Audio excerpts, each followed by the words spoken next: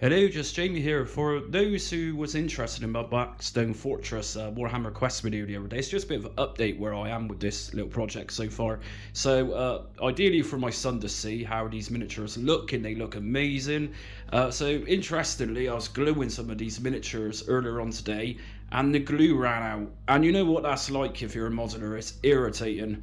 So I've set up going from one of the mission setups from one of the books, and I kind of set out what it's going to be like, you know, sort of giving myself an ideal how the game's going to play.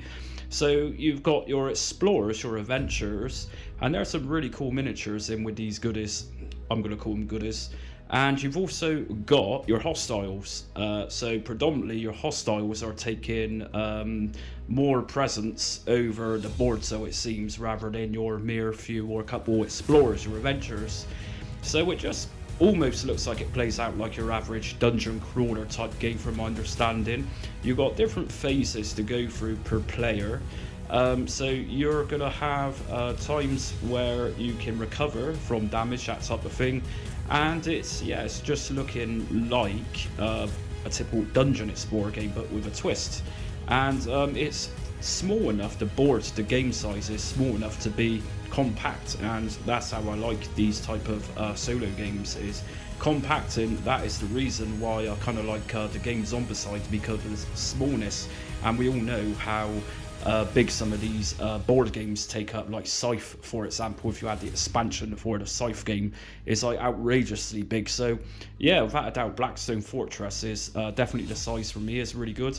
And there is some really nice miniatures in the spray, which I done over the last few days, priming them really brings out their detail. There are some really detailed miniatures in here. I've also bought a few more extra paints. And you know, a lot of these miniatures in this box set, I don't have to paint for, which is a bit annoying, but a lot of modelers will understand that. Once you pay the prices for these pots of paint from Citadel or whoever you use, you're going to have them in your collection and they're never going to go away. So yeah, it's a really expensive process initially, but in the long run you've got them for the future should you come across another miniature. So going back to Blackstone Fortress then, so yeah, you've got mission guides, and it tells you how to lay out your hexagon shapes for your game. And you got your phases to go through. The missions are also pinpointing where to put extra things on, like turret guns, you know, onto the hexagon spots. And yeah, it's looking good. I'm not 100% into it yet because I'm kind of in the process of doing some Warhammer 40k in the background as well, and I've still not uploaded a basic guide on that, but I'm conscious of it and I am onto it. But as an adult, and a very busy adult with that, I got a hell of a lot to do in life, and I like to upload more of these type of videos, but I just don't have the time.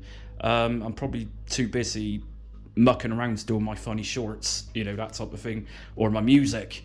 So these are on the way, and I love doing this, and these are for my son and for my daughter. But like I said, I don't think my daughter's got much of an interest, but at some point I will find out what my daughter's interested in. It will happen one day, but until then, enjoy what you see, and just comment, you know, give me some heads up, you know, some tips, that type of thing, what to expect from this game. Like I said, I've only briefly looked at the mechanics of the game, and yeah, it's looking promising so far. So thanks for watching.